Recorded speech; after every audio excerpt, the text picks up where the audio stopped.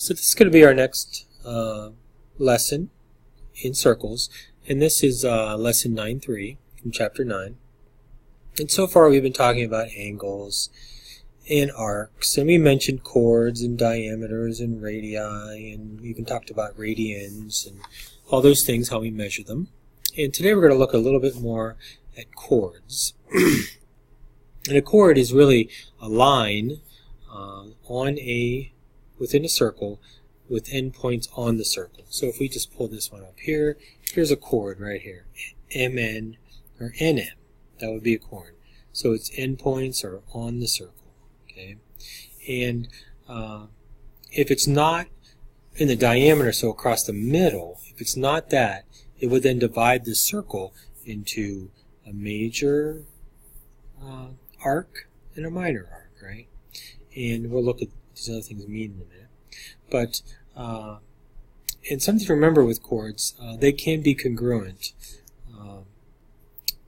between the same circle and different circles. And there's ways we can determine that. We can also use algebra with chords. Here's an example here. Like if we want to know what x is equal to, and we know these chords here are congruent, and we would know they're congruent by we look at this arc and this arc. So that tells us that they're congruent. And then we would just use our algebra. We would take each one of these, make them equal to each other, because they are equal to each other, and then we would solve and say that x equals 8. And then we could plug that in and find out what's the length of that, and we would just do 2 times 8 plus 1 is 17, and then we could do 3 times 7 is 24 minus 7 is 17.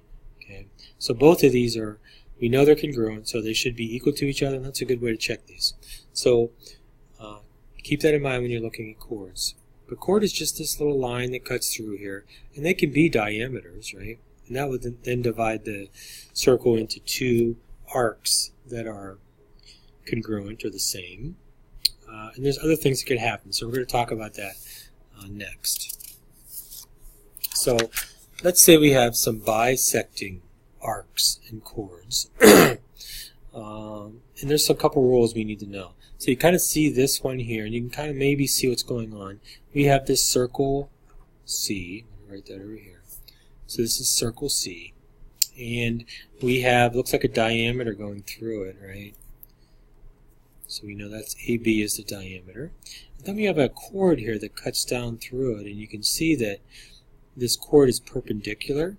And you're going to see with this law, when you have this diameter and you have a chord that cuts through it at a perpendicular angle, we then know that both sides of these lines are congruent and both sides of these arcs are congruent.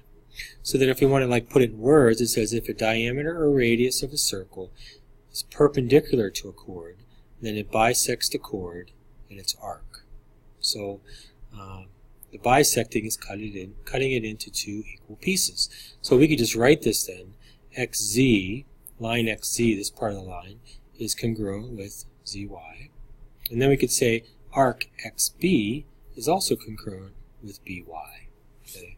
So that's one thing that we want to remember. If we have a diameter and we have a arc that cuts perpendicular to it, then these two sides are equal to each other, and so are the arcs. Another way to look at this is it says the perpendicular bisector of a chord is a diameter of the circle. Okay, so if we cut a chord in half, okay, then and it cuts it into two equal pieces, then we know that that thing that cuts it perpendicular would be a radius, and if you went all the way across, it would be a diameter. Okay, so then if you want to look at this, we can also observe some things with this. So if we know that this cuts this is a perpendicular bisector, then we know this is equal to that, right? And this is equal to that, right? So then we would know if RT is 6, we would know PT is 6. and we would know P, whatever PQ is, it's congruent with QR. And if it tells us in this circle S that the measure of the arc PQR is 98, okay, the whole thing, that's PQR, the whole thing, if that's equal to 98, we know this cuts it in half, so we can just take 98, cut it in half, and we know it's 49. Okay, so these are two important ones. Let's look at something else. It's one more thing that we need to know. Okay, and you see here we have a chord, F, G. Again, it cuts across, has its two endpoints right on the circle. This one here, J, H, another chord. And then we have the center, L, and then we have these two lines here. We have XL and LY. And there's something we can kind of figure out from this, and we'll make these perpendicular. And here's what the law says. It says in a circle or in congruent circles, two chords are congruent, so equal to each other, if and only if they are equidistant from the center. So we would know that FG is congruent with JH if this line LX is the same or congruent as LY, the same distance away. Okay? And we're going to look at this. The best way to find that shortest distance is to do this at a right angle. Okay, we make both at a right angle. We'd know we're going the shortest distance, and then we would say if they're the same, then these two chords are congruent.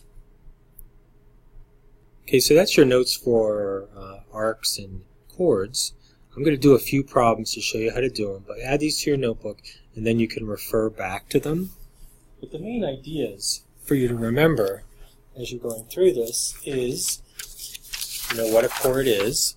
Okay, it's just a line that cuts across endpoints on the circle. Okay, we can use them if they're equal to each other or congruent. We can use algebra to solve for unknowns, right? And then we can also remember these rules that if we have if a chord is perpendicular to a radius or a diameter, then these two parts of the line are congruent or equal, and these two arcs are congruent as well. And then also we can know as well if we have a chord and the radius is a perpendicular bisector, then we know that these are equal as well. Okay, and that can help us. If we know these two things are equal to each other and we know the total, we can figure it out.